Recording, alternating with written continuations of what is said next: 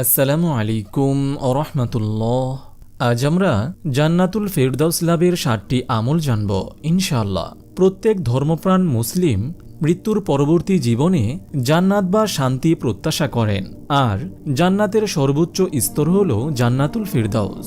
এ প্রসঙ্গে রাসূল সাল্লাল্লাহু আলাইহি ওয়াসাল্লাম বলেছেন, যখন তুমি জান্নাত চাইবে তখন জান্নাতুল ফেরদাউস চাও, কারণ এটি 8টি জান্নাতের মধ্যে সবচেয়ে উত্তম আবাসস্থল। পবিত্র কোরআনের সূরা মুমিনুনে আল্লাহ তাআলা ঘোষণা দিয়েছেন যে 7টি আমল করলে যে কোনো মানুষ জান্নাতুল ফেরদাউসের উত্তরাধিকারী হবেন এবং চিরকাল সেই শান্তিময় আবাসস্থলে থাকবেন। সূরা মুমিনুনের 1 থেকে 10 নম্বর আয়াতে সেই 7টি আমলের কথা বলা হয়েছে। তা হল, নম্বর 1, মুমিন বা ঈমানদার হতে হবে, অর্থাৎ আল্লাহ তাআলা সকল নবী রাসূল, 104খানা আসমানি কিতাব, কিয়ামত বা বিচার দিবস এবং জান্নাত ও জাহান্নামের উপর বিশ্বাস থাকতে হবে।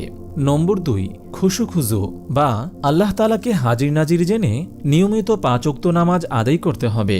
লোক দেখানো নামাজ আদায় করলে তা আল্লাহর দরবারে কবুল হবে না, বরং এই ধরনের নামাজীদের জন্য ধ্বংস বা জাহান্নামের শাস্তি রয়েছে।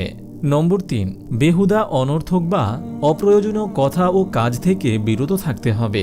নম্বর 4, যাকাত আদায়ে তৎপর থাকতে হবে। নম্বর 5, লজ্জাস্থানের হেফাজত করতে হবে।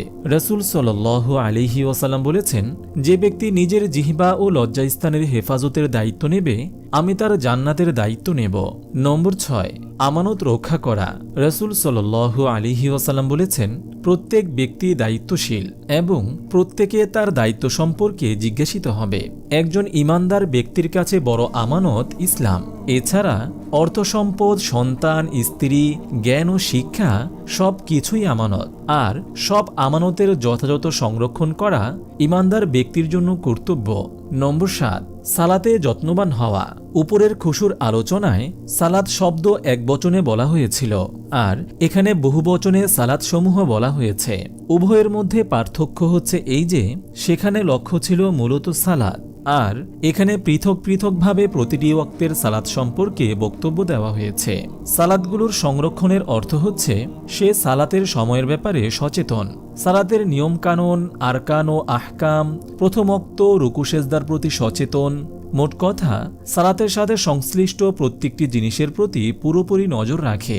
এই কাজগুলো বিশ্বাসের সাথে যথাযথ নিয়মে আদায় করলে আপনিও জান্নাতুল ফেরদাউসের উত্তরাধিকারী হতে পারেন। বিস্তারিত জানতে পবিত্র কোরআনের সূরা মুমিনুনের 1 থেকে 11 নং আয়াতের অনুবাদ ও ব্যাখ্যা দেখতে পারেন। আল্লাহ তাআলা আমাদের সবাইকে জান্নাতুল ফেরদাউস দান করুন, আমিন। আপনি যদি এরকম